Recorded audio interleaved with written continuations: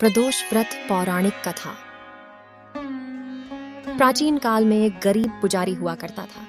उस पुजारी की मृत्यु के बाद उसकी विधवा पत्नी अपने भरण पोषण के लिए पुत्र को साथ लेकर भीख मांगती हुई शाम तक घर वापस आती थी। एक दिन उसकी मुलाकात विदर्भ देश के राजकुमार से हुई, जो कि अपने पिता की मृत्यु के बाद दर दर भटकने लगा था।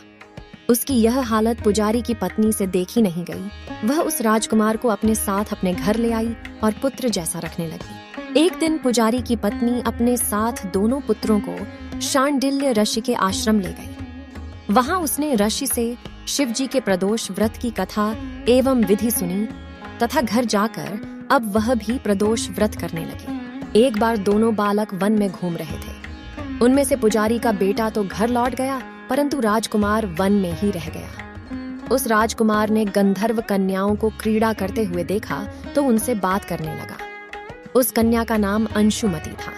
उस दिन वह राजकुमार घर देरी से लौटा।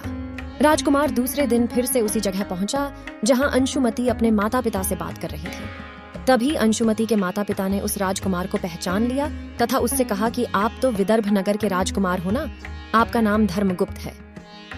अंशुमति के माता पिता को वह राजकुमार पसंद आया और उन्होंने कहा कि शिवजी की कृपा से हम अपनी पुत्री का विवाह आपसे करना चाहते हैं। क्या आप इस विवाह के लिए तैयार हैं? राजकुमार ने अपनी स्वीकृति दे दी तो उन दोनों का विवाह संपन्न हुआ। बाद में राजकुमार ने गंधर्व की विशाल सेना के साथ विदर्भ पर हमला किया और घमासान युद्ध कर विजय प्राप्त की तथा पत्नी के साथ राज्य करने लगा। वहां उस महल में वह पुजारी की पत्नी और पुत्र को आदर के साथ ले आया तथा साथ रखने लगा। पुजारी की पत्नी तथा पुत्र के सभी दुख व दरिद्रता दूर हो गई और वे सुख से अपना जीवन व्यतीत करने लगे। एक दिन अंशुमति ने राजकुमार से इन सभी बातों के पीछे का कारण और रहस्य पूछा। तब राजकुमार ने अंशुमति को अपने जीवन की पूरी बात बताई और साथ ही प्रदोष व्रत का महत्व और व्रत से प्राप्त फल से भी अवगत कराया। उसी दिन से प्रदोष व्रत की प्रतिष्ठा व महत्व भी आज गया तथा मान्यता अनुसार लोग यह व्रत करने लगे। कई जगहों पर अपनी श्रद्धा के अनुसार स्त्री पुरुष दोनों ही यह व्रत करते हैं।